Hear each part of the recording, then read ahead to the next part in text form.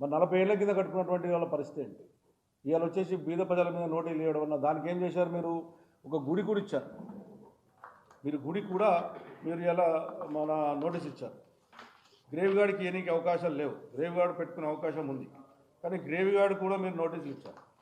ఆశ్చర్యం ఏంటంటే ఓ టెంపుల్కి ఇచ్చారు నోటీస్. అట్లా టెంపుల్లకు ఇవ్వచ్చా? ఎఫ్టేలు అందులో ఉన్నటువంటి 40 ఏళ్ళ కింద ఉన్నటువంటి టెంపుల్ ఇది. ఆ టెంపుల్కి ఇచ్చారు. మీరు మున్సిపాలిటీ బిల్డింగ్ కట్టారంట, జిహెచ్ఎంసీ బిల్డింగ్ కట్టారు. మరి దాని పరిస్థితి ఏంటి?